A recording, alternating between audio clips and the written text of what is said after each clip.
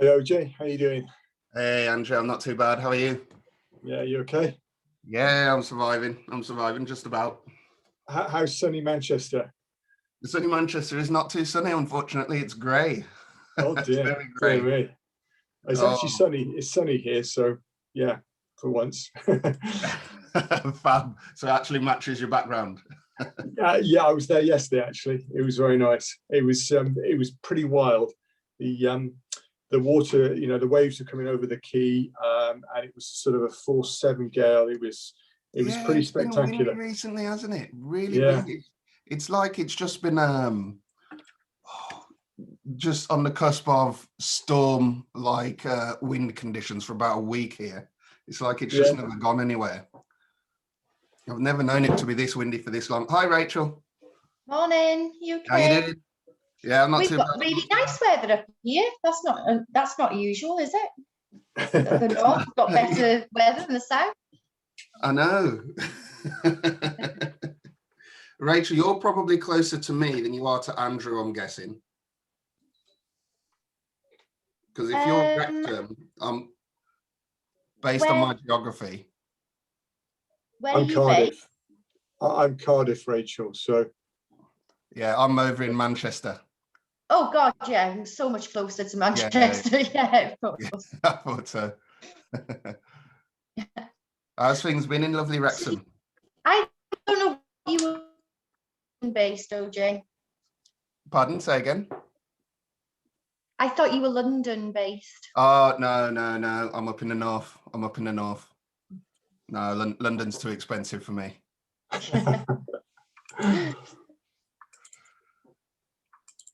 Here's the other Andrew. hi Andrew, how you doing? Nice to see you. All. Yeah, nice to see you all. How you doing? Hi Yeah, Kevin, how you doing? Morning. Hi, Kevin. Morning, Rachel. Morning, Andrew. all. How you keeping, Kevin? Okay? Yeah, good, thank you, Andrew, and you too. Yeah, not too bad, thanks. So Good. second time I've seen you in a week on Zoom. Well, aren't you lucky?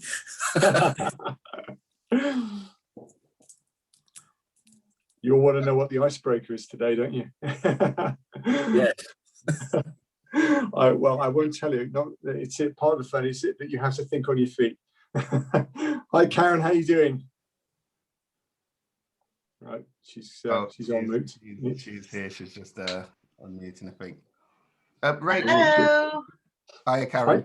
Hi. Hi, Karen. Hi, How are you Caroline. How doing? you doing? Hi, Caroline. I'm just trying to sort. I've got no space to put my laptop on my desk. It's a mess. Hi, Russell. How you doing? And we've got Chris. Hi, Chris. Chris Edwards. Sonny Barry Penarth.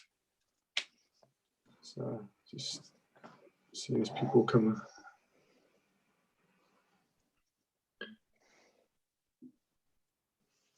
That's better. And OJ, we've got Leah can't make it from Welsh Government, so there's somebody else coming along. Oh, was it Gwyneth? Gwyneth is doing the presentation, yeah, if that's okay. Right.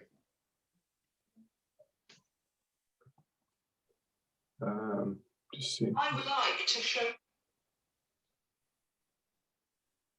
We all doing okay? Andrew, how's life in Welsh Government? Yeah, all good, Andrew. Thank you. Yeah. Big Busy. announcement yesterday. Yes. So town centres, the way forward. Town centres, at the heart of the economic recovery. Yeah, well, hey, that was good to see. To see. Absolutely. Oh, excellent. When did that come out? Because I checked the Welsh Government website yesterday, but it might have been quite early. I might have gone too early. Yeah, you probably did. There's quite a bit of press coverage on it, actually. Lee Waters was fronting up most of the PR on it, and there was an article on the BBC Wales site. So yeah, an extra. Oh, excellent! Yeah, is this the 20-year vision? Yeah, the mission, the economic resilience and reconstruction mission. So an extra 270 million, for long-term financial help to businesses, that kind of economic and social contract. So firms that get funding from Welsh Government will need to give something back as well. So they were the kind of headlines you may have picked up. Yeah. It's great. Yeah, Economic Resilience and Reconstruction Mission. That's its full title. So hi Russell and George and Matt. So we're going all around the Principality today. So Rachel, you're the most north, Wrexham. We did have someone from Rill that possibly would come along. So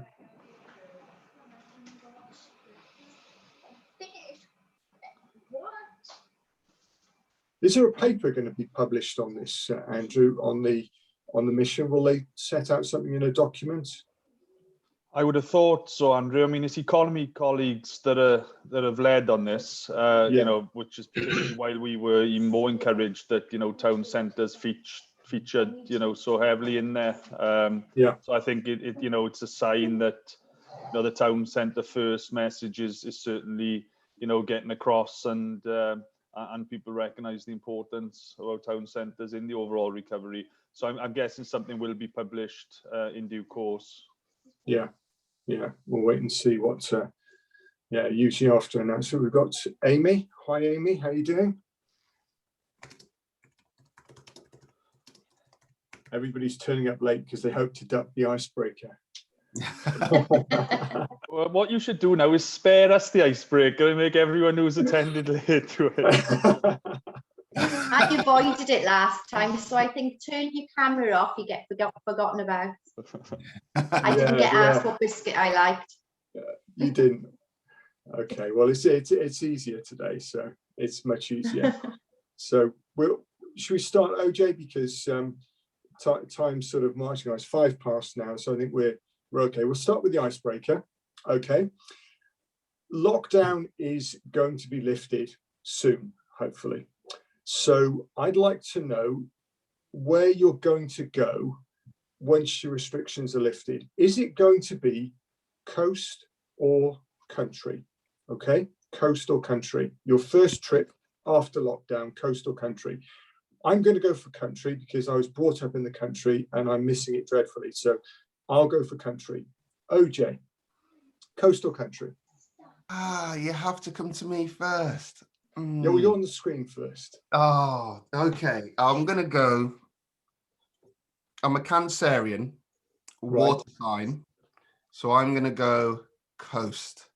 I do like a little bit of water, so long as I don't have to swim in it. Okay. I'm heading to the coast, everyone. Okay. And plus, I'm a Birmingham lad, so honestly, the coast is like gold dust to me. You were landlocked for too long, were you? Absolutely. Rachel, coast or country? Oh, see, coast it would be naturally, but I'm thinking maybe country pub. Okay, country pub's good. Country pub's good. Andrew, coast or country? Definitely coast. I'm fortunate enough to live quite close to a country park, so I've been walking lots over lockdown, and I am missing the coast. And we had a beagle puppy just before Christmas, and I can't wait to let it run free on the beach. Wow. Yeah. So it's done plenty of sniffing in the woodlands, so I think it needs the wide open expanse of the beaches now to test that out. Well, coast. So we're 2-2, 2 on coast, 2 on country. Kevin, are you going to go coast or country? Well, let's be honest. The real answer is pub, isn't it? Yeah. I'm gonna slightly take poetic license on country by saying that my answer is country, but the country is the Czech Republic because that's where my eldest son lives and I haven't seen him for a year. So that's where I'd be aiming to go as soon as I can. Well, that's good. We'll go with that. Karen, coast or country? Oh, coast, definitely. I want to head off over to Saltburn by the sea. My friend lived over there and I feel like I've been distant for too long. So Fish and chips on the front. Fish and chips down the pier. Lovely walk, on the beach. Okay. Carolyn, released from lockdown, are you going to go coast or country? I mirror Kevin's comments about the pub, but then the coast. Coast. Okay. Now, Russell, I mean, is there any point in us asking you? You are by the Gower Peninsula. You've had all that beautiful coastline to walk. Coastal country? I'm very lucky because I'm looking up the beach now, so I go to the beach every day. So I'll go to the country, please, just for a change. So you can have that. Definitely, Okay. and a pub. Okay, so country and a pub. George, where country or coast? Well, depending on the result this weekend in the rugby, we might have to take to the hills again. I'm a country boy, born in the Highlands of Scotland, so I'd probably, I've got grandchildren up there, so I probably want to head back there, put the kilt on, get up the hills, and to supplement what Kevin said, I can take my pub with me because in my sporran I keep a little flask, so I can take something with me on the hills. So I'll head back to the hills, I think. Okay, and some Scottish shortbread from last time. Okay, Amy, are you going to coast or country? I'm a bit like Andrew actually, because I'm quite close to, it's not necessarily the country, but quite close to hills and the valleys in Blaen y Gwent. So I would probably go coast, to be honest. Yeah. Okay, Chris, coast or country? Well, it's got to be a combination of two, being in Barry Island, and in the town centre of Isle of Wight. Likewise with Penarth as well. Okay, no, that's a good plug for your towns. Well done. Matt, coast or country? No response. Matt, yeah, coast or country? Just take myself off mute. Wherever there's less people, Andrew. Yeah, I would join that. Yeah. Where can you go that no one else has gone? Ryland, coast or country? It's got to be coast for me. Beer garden overlooking the sea.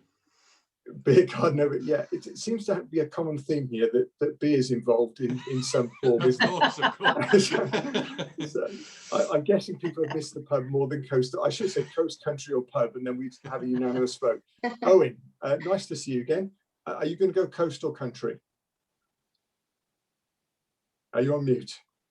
Sorry, Andrew, I joined you late and I've forgotten about your icebreakers. What was the question?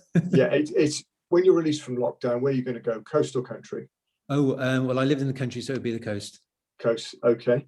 And I think we've done everybody but Gwyneth. Now, as a guest, you're not exempt, I'm sorry. So the icebreaker question is, when we're released from lockdown, where would you go, coast or country? Oh, both. But if I have to, it's got to be country every time. Country every time, okay. Country every time, yeah. Fantastic. Well, thanks, guys, for turning up. It's absolutely brilliant to see you again. We've got so much happening since the last meeting, and of course, we've got to try and sort of fit in where we are, where we may go, where we may not go. So, OJ, over to you to give us an update of where we are as an ATCM and all those changes that have happened since we last met.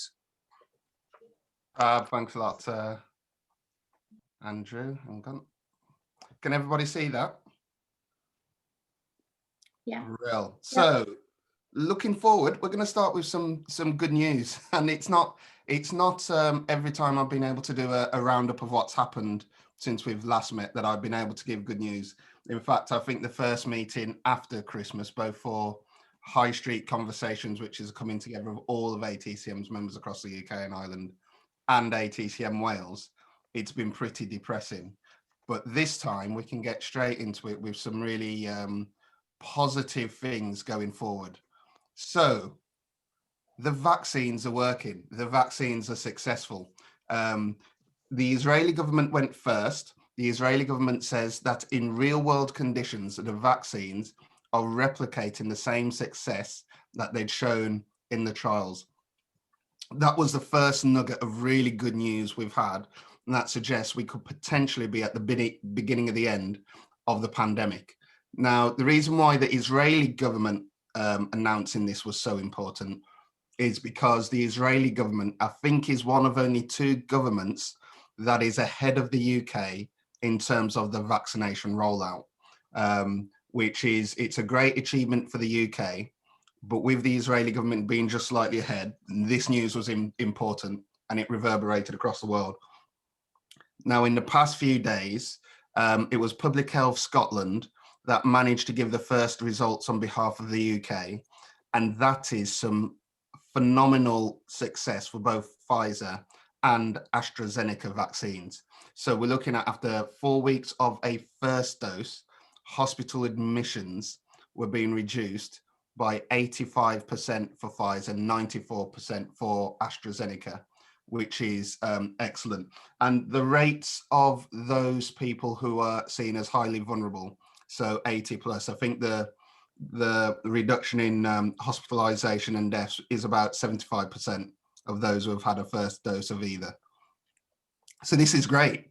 This is fantastic. So hopefully from here on in, things only get better, he says, touching wood.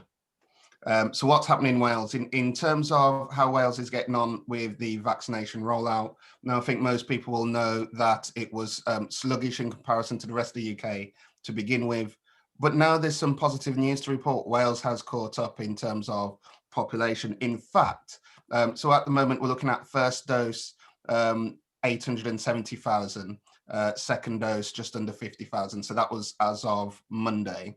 But when you look at that in context as to what's happening in the rest of the UK, there is some positive news there for Wales. So in terms of proportion of the population vaccinated with first dose, Wales is only just slightly ahead. But the really positive bit, the bit which should give everybody a lot of comfort, is Wales, I think, unlike most of the other places in the UK, is really going in quickly with the second doses. So in terms of proportion of the population covered with second doses, Wales is out ahead of everyone else by quite a big amount. That's great. This is really great. This is really positive. So we can really start looking forward. In terms of what that looks like within Wales, I think it's fair to say that East, West and North is doing just ever so slightly better than the South of Wales in terms of population covered.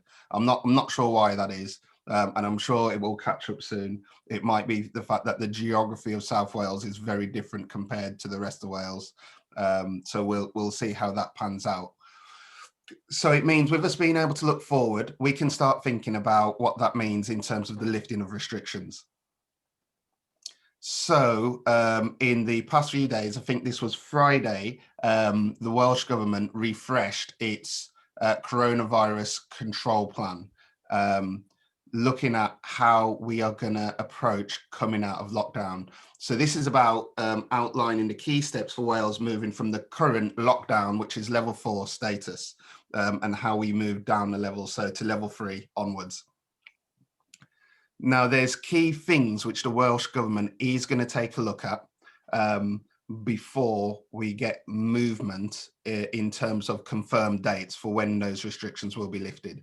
And these things are fairly similar to something the UK Prime Minister announced the other day as well. So the things which remain a concern are things like the variants, the mutations of COVID. We know vaccinations are working on the current strains we have, but while COVID-19 is still being transmitted throughout the community, there's always the opportunity for new variants of COVID to emerge. And those variants could have a different impact in relation to the vaccination. So those vaccinations, so long as they continue to work, then hopefully it's steady progress. But we always need to be aware of what comes next. There's also there's the issue of understanding the data. So one of the challenges we've always had with COVID is you have a few days before somebody notices symptoms. It's then another few days before somebody either gets better following those symptoms or gets really sick. And then it might be another week, 2 weeks, even month before that person then is able to get better or unfortunately pass away because of COVID. So that means there's a time lag in terms of understanding whether various interventions, whether through vaccinations or because of lockdown, are actually working. So what the Welsh Government is going to continue with is this 3 weeks review cycle to understand and analyse the data, so we know where we are at any single time. 3 weeks is actually quite quick. I think the UK government is going to do it, is having its review cycle every 5 weeks, if I remember correctly. So even 3 weeks is quite quick. So it might seem like a painfully long time when we want to start lifting restrictions, but that review cycle has to be there. What the Welsh Government has also mentioned in the document is its priorities in terms of moving out of lockdown. And it's going to be no surprise to everyone that things like education are going to come first. And also allowing people to do activities outdoors rather than indoors is going to go first. But the Welsh Government is keen to provide as much notice as possible about any changes in an up and coming review, which gives businesses the ability to plan to reopen as safely as possible. The Welsh Government has also provided 2 billion in terms of business support so far, and it will continue to do so based on the finances provided by the UK government. Now, we have the budget coming up on the 3rd of March, so we wait to see what is announced in the budget, but that could very well have a big impact on what the nations of Northern Ireland, Scotland and Wales are able to do for its businesses, depending on the support the UK government is able to announce then. So we have to wait and see what happens with the budget, but we'll come back with an update as soon as we know more. So when we look at going into level 3, like I say, it's going to be schools, it's going to be education first, it's going to be activities that can take place outdoor next. It's going to be activities which are relatively low risk. So those activities which involve fewer people and shorter time periods, which will be prioritised. Level 3 will also see the reopening of non-essential retail, close contact services, which are lower risk.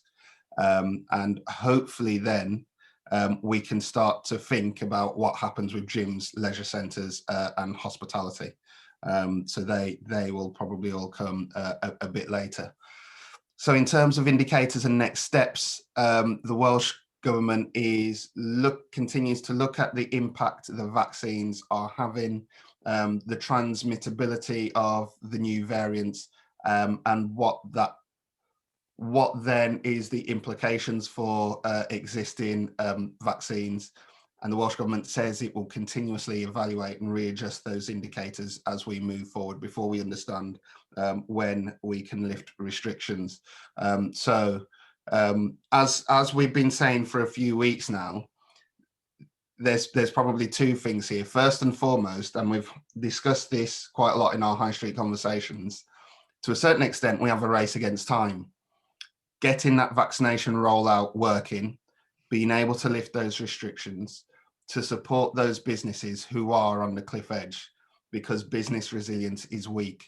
So you have almost this triangle of things, that is time, that is the level of business resilience, and that is the level of business support to help get these businesses through, to understand exactly how much of our business community will be intact by the time we come out of the restrictions. We've already lost a fair few businesses, including fairly recently some big high street names which have announced they are going, high street names which were struggling pre-pandemic, which, you know, that will provide a challenge for us, and we will discuss that in more detail going forward. But then it's also now about reflecting on what the legacy of COVID-19 will have, especially things like working from home, how that completely changes the economic makeup of towns and cities, as people might decide to start working from different environments. So that's something we're going to talk about today. So if you like, Andrew, I'm going to leave it there. I do have stuff to present on Brexit, but I'll do that at the beginning of the Brexit update, so it's fresh in everybody's minds as we debate Brexit. Thanks, OJ. It's a case of how much change can we take. So I think we'll deal with one bit of change at a time with the restrictions, and we'll leave Brexit. We'll pretend it's not happening for the next few minutes, and then we'll focus on the COVID situation. I think what's emerging now is a sense of renewed hope. Obviously, the sun shining and spring and the promise of new life that spring brings makes everyone feel better. I think the news about the vaccines, the reduction in the amount of hospitalizations, the sense that it is a way out of lockdown is making people now think about what happens post-lockdown. And that leads us to a really interesting piece of work that Welsh Government are doing. And I think it's fair to say that Welsh Government are leading the way on this, in recognising that our towns and our cities are changing. And so what will they look like post-COVID? What will that working pattern look like? And Welsh Government are looking at a remote working policy. So actually enshrining within the sort of way that government happens, the sense of we are going to continue in this remote working. So how do we make that part of our towns and cities? And Gwyneth Anderson has come along from Welsh Government to tell us more about the first stage of that, which is a mapping exercise that we can all get involved in, and we can try to shape how that process of remote working in hubs, etc., happens, and give Welsh Government the information they need to make good decisions that will help our communities. So Gwyneth, over to you. Thank you very much for sparing the time. I know that you're under a huge amount of pressure with meetings in the diary, so thank you for coming along, and look forward to hearing what you've got to share with us. Thank you very much. Well, thanks to all for inviting us. My name is Gwyneth Anderson. I work for Welsh Government. I'm the remote working policy manager and engagement manager there. Yeah, it's been a very busy, as you can imagine, last 9 months. This policy, really, I'll just give you a general introduction. The policy came in, it's a new policy area. It's part of the COVID recovery response. Originally, it was the decarbonisation agenda that it attached itself to, but then it became broader, really cross-cutting. And so we've kind of divorced ourselves, if you like, from the decarb agenda as such and become a policy in its own right. Really a cross-cutting, really focused on economic recovery, health and well-being, the green agenda, obviously decarb, regeneration, towns, transport, that sort of thing. So it's a really big piece of cross-cutting work. As you can imagine, transport is pretty much responsible for a huge amount of carbon emissions, and that's something that ministers are keen to reduce as part of the whole carbon and air quality agendas, the whole green agendas.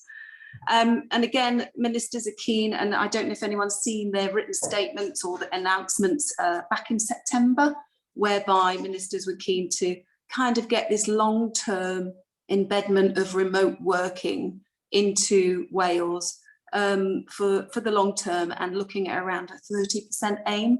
So what that means is generally trying to get businesses, employees and alike, all of us, if we can, to work locally, close to home, in towns nearby. So that's really what they're wanting to achieve. And in fact, one of my colleagues today is in what we call the EIS committee, getting scrutinised about how we come up with those sort of figures and our evidence. So today, obviously, is talking about commonplace remote working. Wonderful. I have children, dogs, and I have a builder in today. So, and I have a technology problem. So I'd love to share with you the commonplace platform, but for some reason Welsh Government doesn't seem to like Zoom, or doesn't like me to like Zoom. So I'm using my iPad today, but I can talk around it if that's okay with you guys. So yeah, like I say, the ministers are really keen to embed remote working, and during the first wave, the lockdown, we saw more than 45% of people in the workforce working from home. Of course, that was forced upon us in some ways, but we know that the 30% target aim is achievable. But what we needed to do, because we've got no evidence, as you can imagine, this is really early stages in this pandemic as well, in terms of what we're doing. We really just need to get some evidence gathering going. And one of the areas that we're looking at is not just this, what we call in the commonplace platform, which is a demand map, which was launched on the 11th of February. On the 11th of February, we launched to the public a demand map saying, do you really want a hub? We don't even know if people want hubs. This might be ministers' desires, but we really got to get an information flow in to how that hub might work as well. So this map is a map of Wales, and the Joe public can pick up a pin and put it into a place near their home or wherever they would like to see a hub. So to date, we've had about 600 responses in the last week and a half, and people have been putting their little pin on the map saying where they'd like to see a hub and the reasons why. And there's a series of questions that you would go through to say where you'd like to see the hub. So we're targeting not just private industries, we're targeting third sectors and public sector as well. And we're getting a lot of feedback. So in those 600 responses that we've seen so far, we're seeing a lot of public sector workers responding to see where they would like a remote working hub. We're also getting huge amounts of information in about people really liking the idea of hybrid working, which is kind of the combination between working close to home or at home and a traditional office. So our remote working definition, what we define as remote working in Wales, is defined as working outside of a traditional office or a central place of work, and includes working either at home or close to home and in that local community. So you get to spend in that local community. It's attaching itself to that economic recovery programme. In the Commonplace platform that we've delivered on the 11th of February, we are asking a number of questions on demographics as well. That's to inform our impact assessments and to inform our evidence and to really inform where hubs might be delivered in the future and how they may be delivered. So one of the areas that we're looking at is not just the platform and asking the Welsh citizens about where they would like to see hubs, if at all. Is really we're going to be announcing some proof of concepts as well, some remote working hubs. One will be in the north, in Rhyl, and one will be in the west, which is in Haverfordwest area. And those are kind of, they're private industry hubs. So they'll be run by a private industry co-working space, private industry co-workers. And there's a few of those in Wales. There's probably about 6 or 7. And then you've got little hubs popping up everywhere anyway. Gyms are doing it now. If you could get to a gym, people are saying, you know, have a coffee at my place and have free Wi-Fi and work here. So, you know, it depends on the definition of your hub. But we're looking at 2 projects at the moment that we're in the north and the west. We're also announcing, last week, the ministers announced some co-working hubs in the Valleys Task Force area. So there's different models that we're looking at. Some of them are community social enterprise models. Some of them are private industry models to see if they could be sustainable on their own.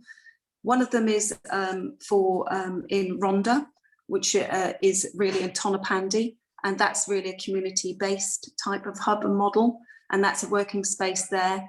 And then there's the co-working spaces, the public sector spaces, and I think Caerphilly Tai Panalta was announced as a co-working space for public sector workers as well. So those sort of areas are being looked at so that we can draw some information about you know, how it works, what people want, and really get some qualitative and quantitative data from that to be able to inform our future policy. So what are we doing in the next 6 months? Well, we're looking at the integrated impact assessment now. That's in progress. We're polishing that up. We'd hope to get that published, and then we will define some of those action plans against that. So as you can imagine, you guys would know this, you know, what's going to happen with property prices? What's going to happen with the main city centres? All those things need to be thought about, and we are thinking about those currently. And how are we going to mitigate against some of those issues that we may face, and how are we going to you know, build on the opportunities that may come from this horrible pandemic? And those are the sort of questions that we're asking ourselves now, and we're working that through what we call an integrated impact assessment. We're also looking at hubs, like we said. We're a very small team at the moment, so we're hoping to grow a bit larger than 2 of us currently today. But we've got the demand map. The demand map finishes on the 26th of March, and then we'd hope to get some real evidence and analysis going from that as well. Not only have we got the hubs being announced, and there'll be a few others. We're looking at the Swansea Valley at the moment as well. There's a particular one we're interested in. Perhaps we can get that going in terms of a pilot to see what the concepts would be in the rural areas of the, the Swansea hinterland, if you like. We're also needing to create more engagement with the public and see some series of engagement programs. So we're looking at developing more engagement programs with not just the public, but obviously businesses, etc., and those sort of things, so bringing people together. Yeah, and we're looking at some data mapping as well. So we're layering data on to what we use internally in Welsh Government. It's called a data map, and it will have things like travel patterns, our own public estate. What does that look like? Because we do believe we may end up with a surplus estate if this is going to be a pattern for the future. So what are we going to do with that estate? How are we going to remarket, refurbish, re-energize some of those towns and cities? This all links into our regeneration and town centres, which are first principles, and we work closely with our colleagues in that area as well. We're also producing guidelines and things like that in Business Wales to kind of provide employers a bit of guide on how to deal with certain aspects of remote working, and that some of those have already been published. I encourage you to have a look at that area, and I'm happy to send links and things like that after this call. So yeah, we're doing an awful lot, but the future is really looking at the business plan. What does this look like? What are our mitigating actions, and how are we going to deliver going forward? Thank you, Gwyneth. Really interesting. First of all, can you put in the chat for us the link to the mapping, Sure. And just explain to people how they can send this link out to business networks or community groups that they may belong to, or even to their comms to put a press release out. So we're really looking for as much engagement from the public as possible. Yes. Yes, so you can send a link. There's two ways of doing it, but there's the Welsh and the English language, and you can send a link to any of your partners, your stakeholders, etc. would be fantastic.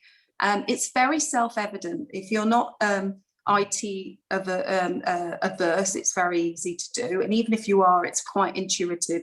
So you can use it on your mobile, on your website. But yeah, if we can get as many people as we can to put it into that, and I'll put this in the chat now. Oh, that's great. Thank you. I'm just going to bring in Owen a second, because Owen ran something similar up in Abergavenny. So Owen, your initial thoughts on hearing this, because you've sort of been there already. What are your thoughts from trying to make this work in a small town pre-COVID? Hi, can you hear me? Yeah. Hi, Gwyneth. I've met your colleague. I've spoken to Leah, just to let you know. So for those of you that don't know, in my day job, I'm a regeneration consultant specialised in town centres, and worked with many of you in the meeting over the years. But I've also, about 2 years ago, sort of put my money where my mouth is, and I stopped recommending these things and I got on with it. So in my hometown of Abergavenny, I took on an empty floor of a building in my town centre, filled it with desks, fantastic broadband, and within a year we had 14 people using it, freelancers, creatives, everything from filmmakers, writers, journalists, 2 or 3 people who do software, and I still can't quite work out what they do. Yeah, we had a really great community, and it was based on evidence that I knew, because I used to jump on the train and go down to Cardiff quite a lot with work, and you just saw that Abergavenny, my hometown, was the sort of place where there were a lot of people who were traveling for work, who probably didn't want to do that every day. And I sort of did a bit of research, understood what the price point was for that type of offer in my area, and I set one up, and it worked really well. And I think the challenges for me doing it as a private individual and as a separate business were really finding good quality property at an affordable price. I think that's the key thing with this. Your biggest overhead is your property, and in any sort of town or city centre, that's going to be your main challenge. And if you can get it to come under your business rates liability, even better. So but you know, finishing it, filling it up, putting broadband in wasn't a massive cost. So it took me about a year to find a property that I could afford. But yeah, it thrived, and of course, almost a year ago, it all just sort of fell flat on its face because everybody was told to work from home. And I use this opportunity. I know lots of businesses in all sectors are taking a right old hiding at the moment.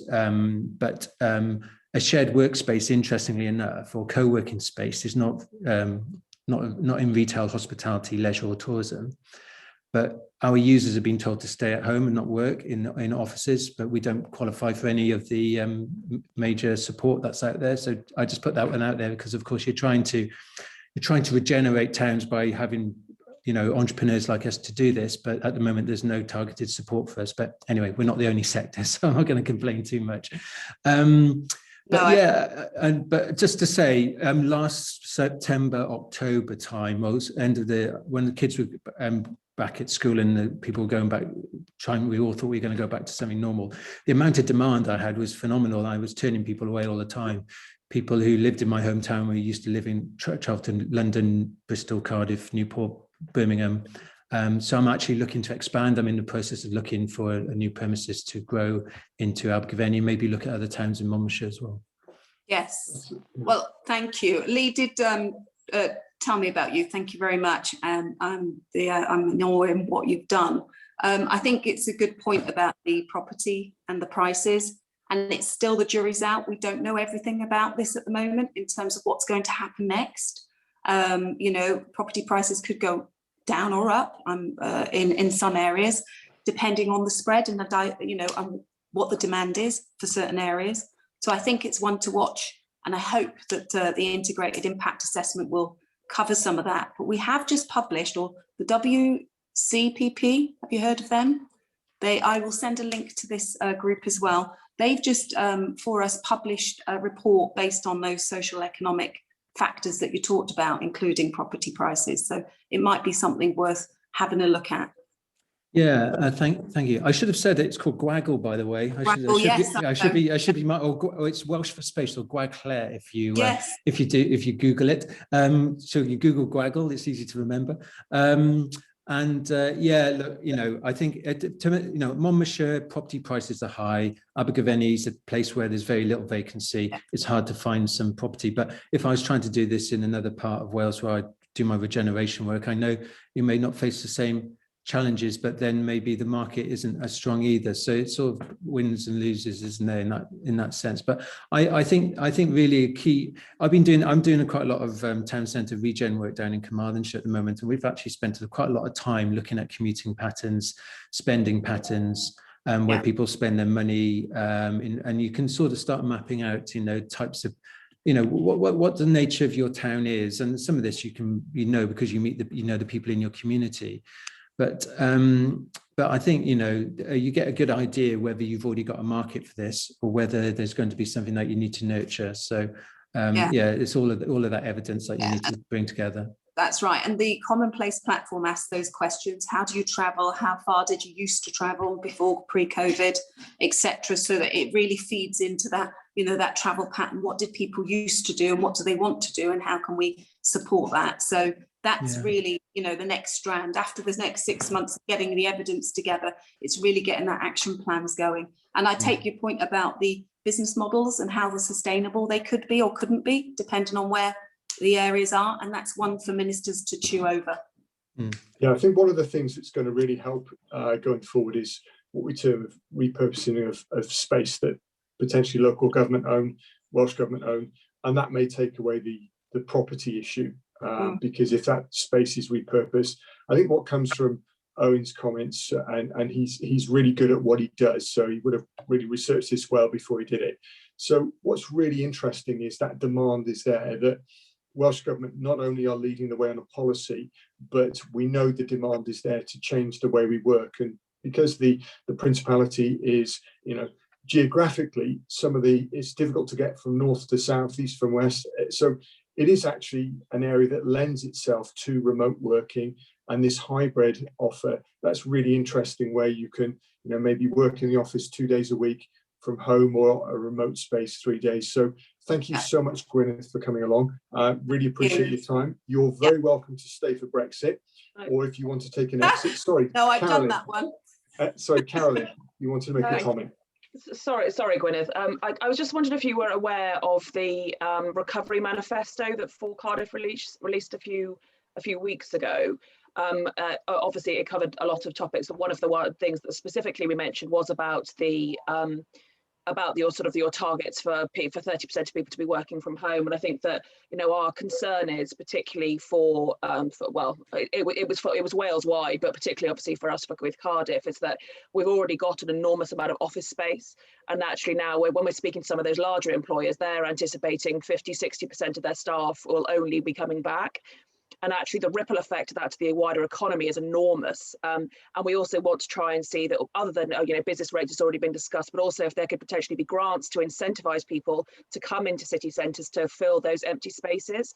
Because I think our concern is that actually we don't want people to go to out of town business parks, which is worse from an environmental perspective, it's worse from an economy perspective, it's worse from a social perspective in a lot of ways. And we just want to sort of try and make sure that voice is heard, on top of, you know, innovative things like Owen, but also just utilising some of those, you know, really high spec office space that exists in city centres, and what could be done to try and encourage particularly smaller businesses who couldn't necessarily usually afford that type of space to be able to incentivise them to do so.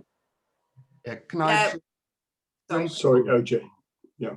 Well, I think Carolyn makes a really important point, and I can't remember, Andrew, if the last time we met as ATCM Wales, if that was before or after our session on working from home. It was before. It was before, right? Yeah, because a significant part of that meeting was the realization of the news from Aviva. So Aviva, the insurance company, had announced that working from home now for that company was going to be seen as standard practice. And this is an organisation with about 16,000 office workers across the UK.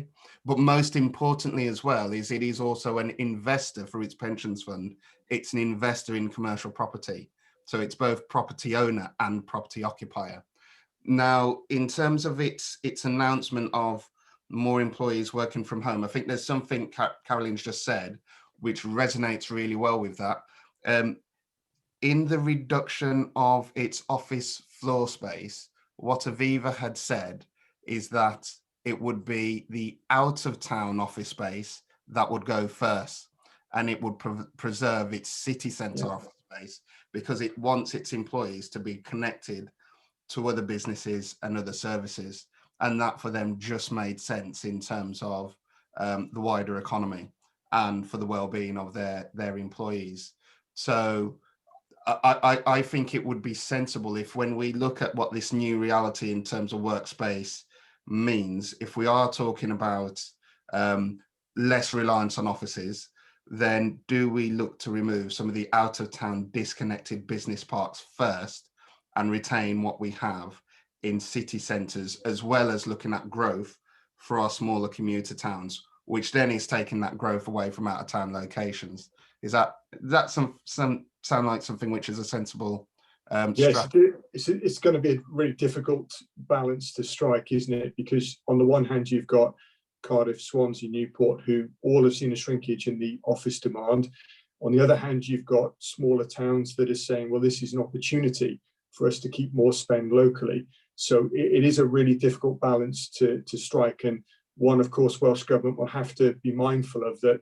You know, our coastal cities, particularly in the south, are real drivers of our economy, key places in the Cardiff capital region and the Swansea region. So we've got to be mindful that we can't lose sight of the fact that they need people, and our retailers need people to go shopping in city centres. But also there is a huge benefit potentially, as Owen has set out, for smaller towns who see a lot more people working in that space and then using the shops there. So tough balance, but I'm sure if anyone can do it, Wales can.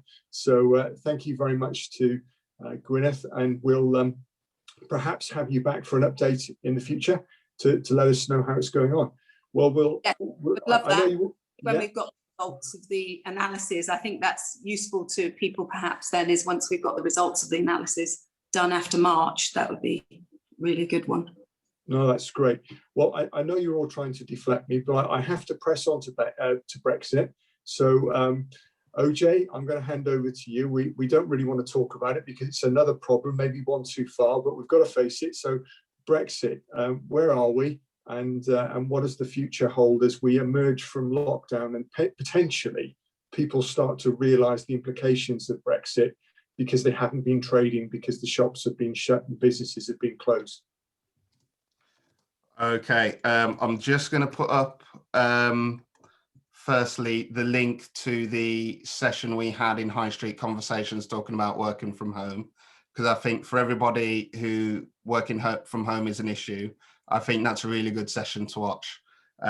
So on to Brexit, there's quite a few things to discuss. Do I have answers for everyone at the moment? No, not with this particular issue.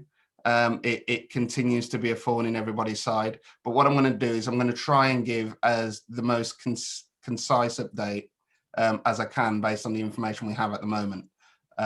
So can sort this out.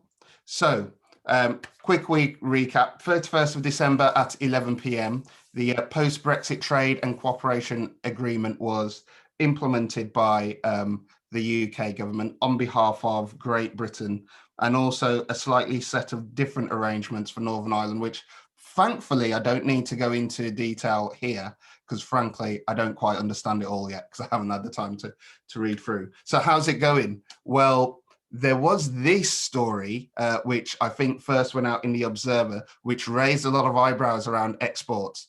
So there was a story which said exports had dropped by 68% year on year, with Brexit attributing to most of the fall. Now, there's lots of comments and questions around this story and whether this was an entirely accurate figure. And also statements saying that, you know, a lot of that has recovered since.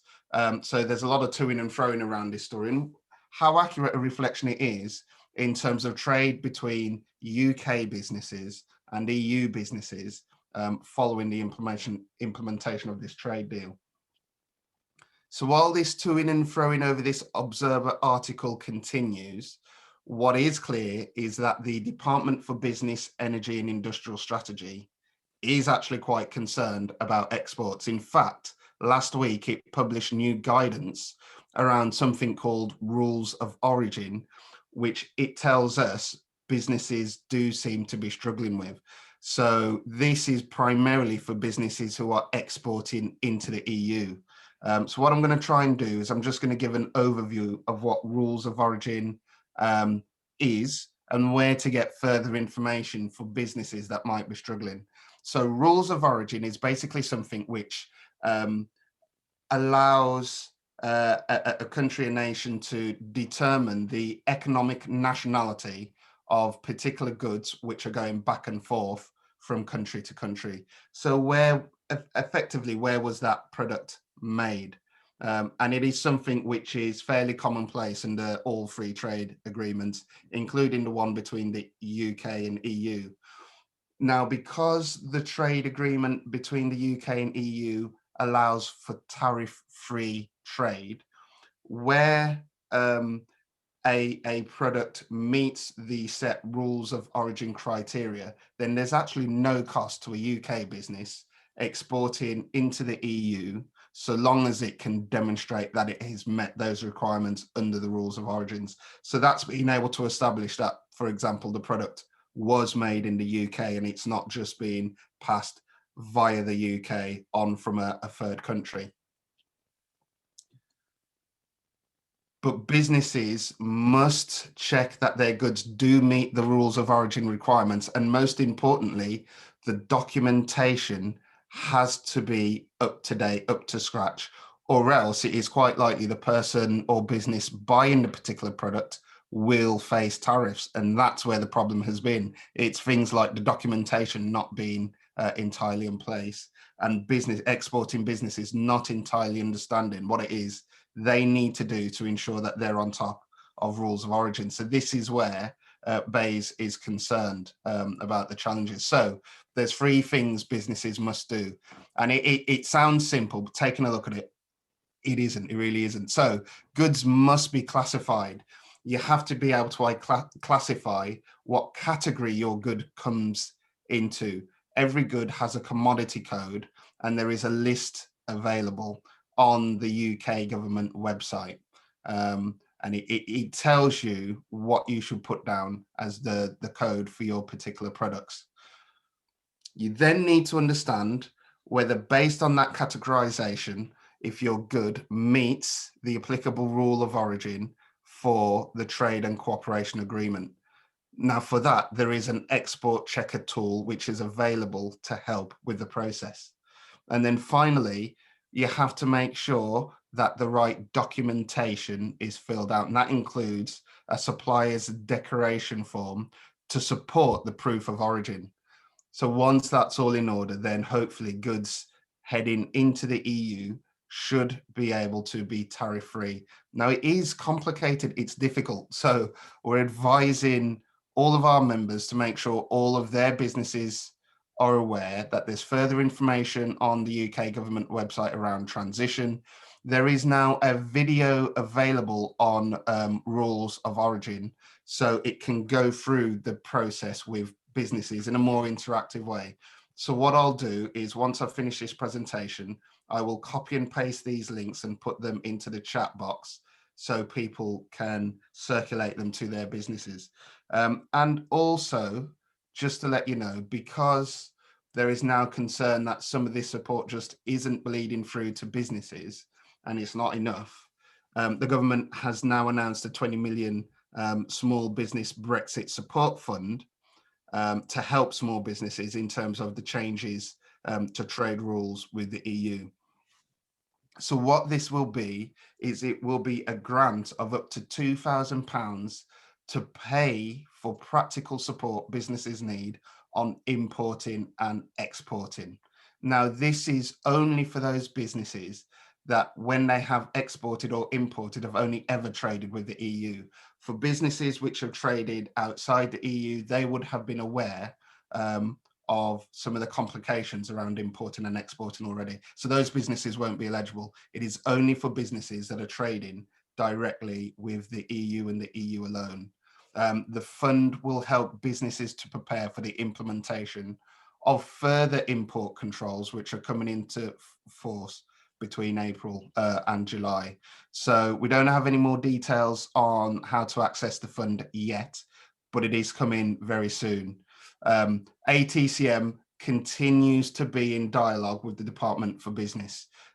So we're trying to gather as much feedback on some of the challenges businesses are facing as we can. Here's another link I'm going to send out to you. This is a survey for businesses to fill out, just to let us know what their problems are, and we can take that back to the Department for Business and try and iron out some of the challenges we're facing. And just finally, our next meeting with the Department for Business is actually today at 3 o'clock. So if there's any feedback people can give me now, that would be entirely helpful, and we will feed that in and see what we can do at a national level. So thanks, Andrew. That's it in terms of opening up on Brexit.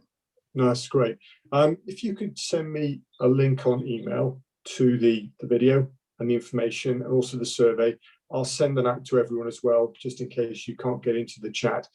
It'd be really good to have some comments to take back with you to the Brexit talk that you're going to this afternoon from Wales. So anybody got a sort of Welsh perspective of, are your businesses currently engaged in the Brexit process, or have they just sort of buried their heads in the sand, or any other views really?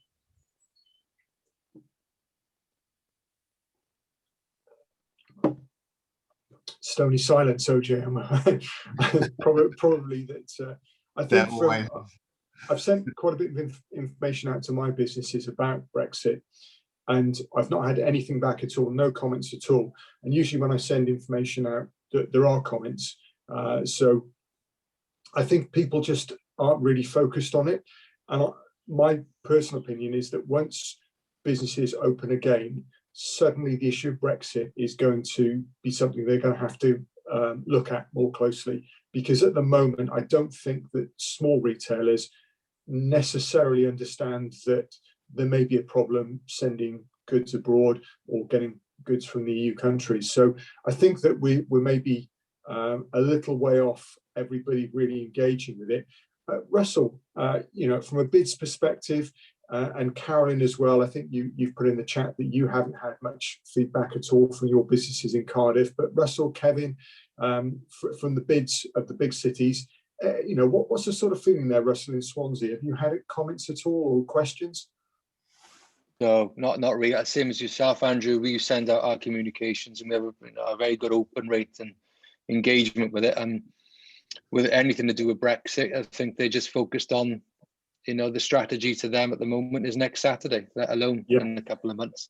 So I think you're absolutely right. I think it will become a bit of right, we need to do this, but now it's a time management thing as well, because the most questions we're being asked is, where do I get money from? When are we opening up? And I don't think it's even on their radar at the moment, and to a certain extent, rightly so, because it's tough times for them, isn't it? Like everybody else. Yeah. Kevin, from Newport's perspective, you've got a very active bid there. What's been the question rate? I mean, Carolyn said there's no questions from Cardiff businesses, and for Cardiff are really proactive like yourselves. So have you had questions from businesses in Newport? No, exactly the same. And I can only echo, everything that Russell's just said, because that's exactly where we are in Newport. The focus for all of our members, and bearing in mind probably the vast majority of contacts we've had through the pandemic have been with the independents and hospitality, and it's all about how can we get grants, when are we going to reopen, have you got any more PPE to hand out to us? It's about help and advice. I can't recall a single question about Brexit over the last 12 months. That's, I think, OG, what we're seeing here, and I think Russell's phrase was really good, that it's focusing on next Saturday. Can I open? When can I open? So it's a very business focus at the moment. It's very immediate, and literally whatever the First Minister's going to say on Friday, does that mean that I've got a date to reopen? Rachel in Wrexham, obviously sitting in the north of Wales, have you had any engagement from your businesses? What's the feeling there? Is Brexit an issue or just no questions? Absolutely no questions whatsoever. It's never been mentioned in any of our meetings. I think, OG, this isn't necessarily negative. I think it's a really good point to say to the meeting later on today, that really businesses aren't focusing on Brexit. And so potentially what we're looking at is, when businesses are given permission to reopen, there is going to be a sense of, well, how do I deal with this problem? So we may then be getting lots of questions. The problems will come about because people will start to do business in the old way and suddenly realize it can't happen. And then they're going to need the support to try to get Brexit compliant, to look at the rules of origin, to understand them.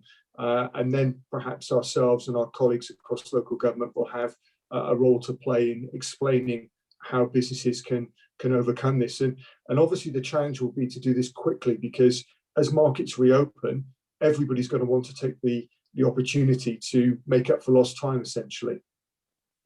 I agree with that. I think it is a finding in itself, the fact that there's been no business engagement on Brexit.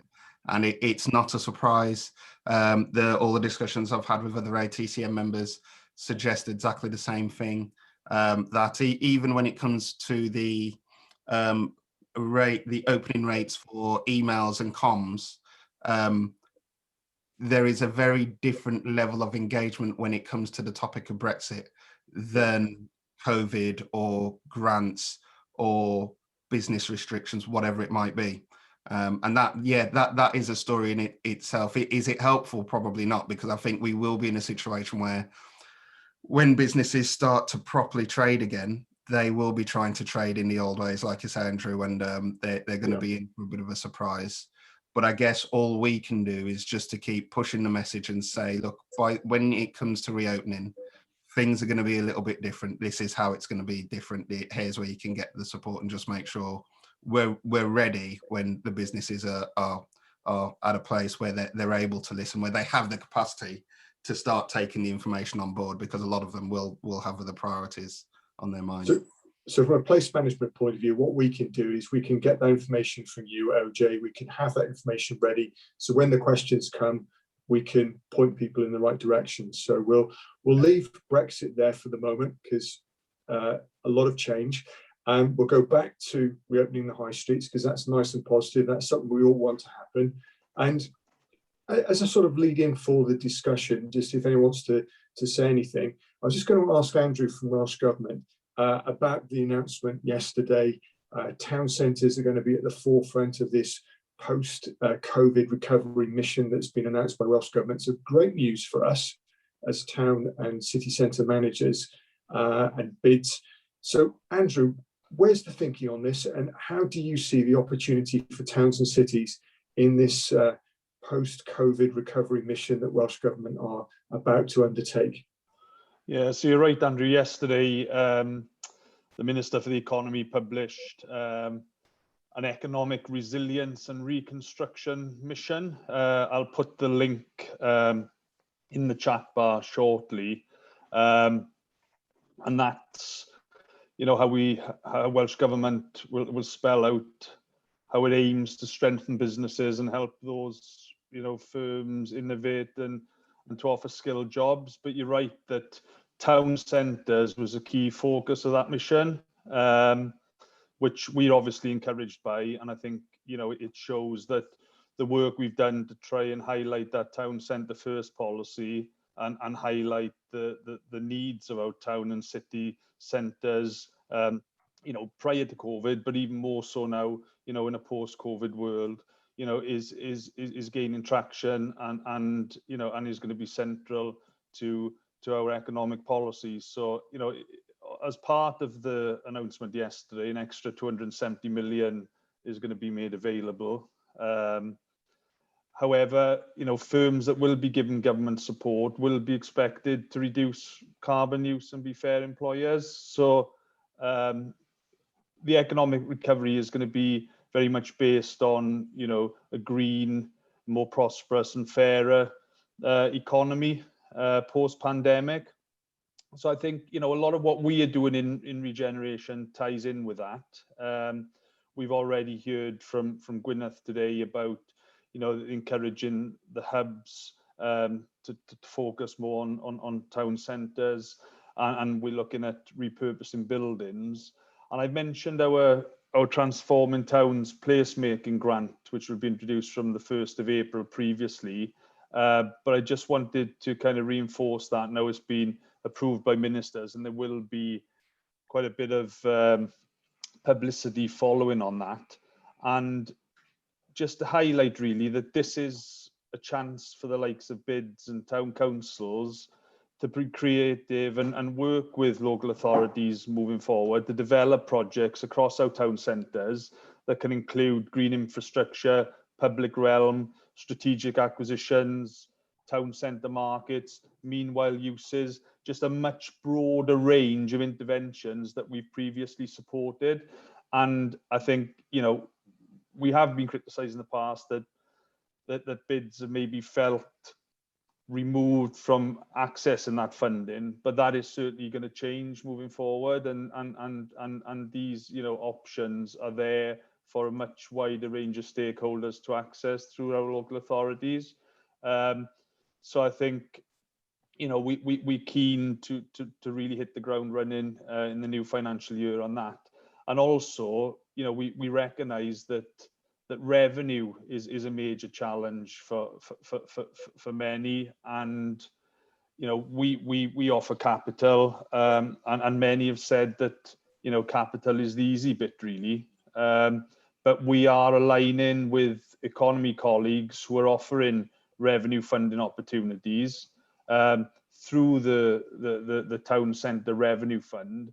And the way we see it working is that placemaking solutions can be aligned to that revenue fund. So where there's a need for revenue and capital, we've got an overall solution to help tackle that. And I know that Andrew and Kevin were at a town centre action group meeting earlier this week, where we had presentations from economy colleagues and Creative Wales. So there will be emerging opportunities that businesses, bids and others can access moving forward. So, you know, in that respect, you know, I'm hopeful that our towns, with our support, can help to recover. I also wanted to just mention briefly some of the digital smart towns masterclasses that we've been sponsoring. Mark Williams in the north, his team have been leading on this. But these are being held by Mentamon through the Enterprise Hub and are supported by Welsh Government. And I think 3 of these have been held to date. I've attended 2. They're obviously virtual sessions, but the 2 I've been to, you know, have been really, really good. They've been excellent. Yeah, well, and to be honest, you know, any feedback that you can provide, you know, would be welcome for the team, I'm sure. There's another 2 to come, I think, 11th of March, and there's another one in April. And you know, you get some really good presenters, you know, organizations that are that do a lot in this space. So yeah, I suppose just encourage you to attend those if you can, or certainly share them amongst your networks, because you know, a lot of the support moving forward will be linked to digital as well. So there's a real opportunity now, you know, to link some of the digital needs of our towns to emerging funding opportunities as well. So I just wanted to plug that really. And also just to make you aware of some research that's ongoing. Again, Mark's team commissioned Carell Williams, who's an academic in Manchester University, to look at a kind of bit of a deep dive into 3 towns really, Bridgend, Haverfordwest and Bangor, looking at, you know, regeneration over a period of time, and you know, some of the challenges facing these towns, which the findings of could help, you know, help us come up with some solutions, you know, for other towns. But it's mainly looked at the structural challenges facing some of these towns, and the emerging findings look at the damage, over-reliance on the car, and organising of society around the car, you know, has done to our town centres over the last 40 years or so, you know, including the out of town shopping centres which have affected the towns. So the report will be coming out after the election, and there's also an ongoing exercise by the Wales Audit Office looking at you know, local authority efforts at regenerating communities. So I think these taken together, you know, should provide quite a bit of useful insight for us all to look at. So I say that's post-election, so that'll be probably towards the end of May, I suggest. So they are the main kind of regeneration focused points, but I suppose some of the wider Welsh Government funding announcements that have been made, you know, over the recent month since we last met. There's obviously the big announcement about the extension of the restrictions business fund to the end of May. So that was good news.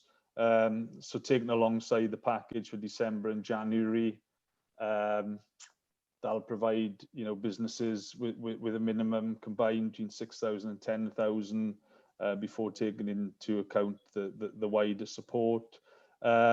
There was a business flood relief grant announced as well for those businesses affected by the recent floods.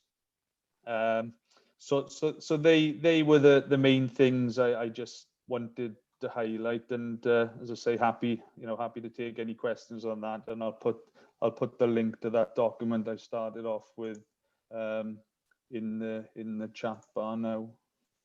So lots of reasons to be hopeful. The Creative Wales presentation that I went to the other day, as Andrew mentioned, that was really good. That was actually, it was more than you could imagine, in the sense of what potentially could be coming to Wales from the creative arts industry and the film industry.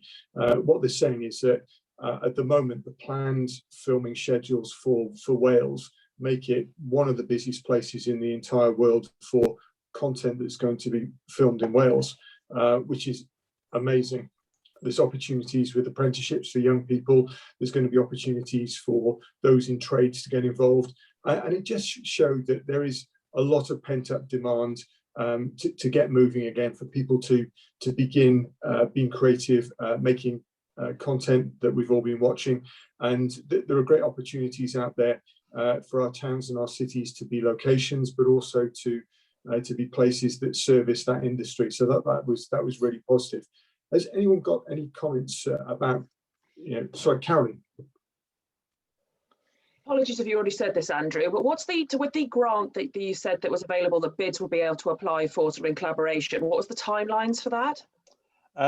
It's going to start on the 1st of April. Currently, it'll run for a year because that's the only funding assurance we've got. But the thought is that very much, that will continue beyond that, but we can't obviously say that, at this stage. Okay. And I mean, the kind of money we're talking about, I cover the southeast region, so I can only talk about that region really. But we've got each local authority area has got an allocation of 550k, next year, and the maximum limit for these projects is 250,000. But if you're talking about meanwhile uses, obviously they would be a lot less, for individual, projects. But we've certainly made local authorities aware that these stronger applications, the stronger projects need to include key partners like yourselves, really. Okay, thank you. Yeah, Andrew, just to clarify that the local authority is the lead, and the bid will need to work through the authority. So Carolyn, you'll need to link in with your counterparts in Cardiff County Council, so they'll be the lead. And it is a bit of a change of tack here, isn't it, Andrew? It's a partnership approach that the local authority lead, but bring in the partners such as bids and town councils. Yeah, absolutely. Great. Okay. Well, I think we're probably 11:15, so we're at the end of our time. Hopefully you found it really helpful. I have. It's great to see you all again and to check on the weather in different parts of Wales. And Manchester, of course, OJ. So thank you for your time. Look after yourselves. Hopefully by the time we have another meeting in March, we may well be open again for business, or certainly have some roadmap from the First Ministers to when that may happen. So in the meantime, are you happy for a meeting at the end of March? Is that okay? Yeah, I'm getting some nods. That's great. OJ, we'll rely on you again to bring us up to speed with what's happening in the world, and we might even be brave enough to tackle reopening after COVID and also Brexit. So we'll see how brave we feel in Wales. But I hope today, OJ, you can take back to the ATCM nationally that Wales are leading the way on remote working and doing a policy to put town centres at the forefront of the COVID recovery. So we've had a good couple of weeks here as we set out what will happen in our towns and cities after we reopen. So look after yourselves, and I'll see you again in a month. Thanks for your time. Bye bye. Thanks all. Thanks, Andrew. Cheers. Thank you. Bye bye all. Cheers.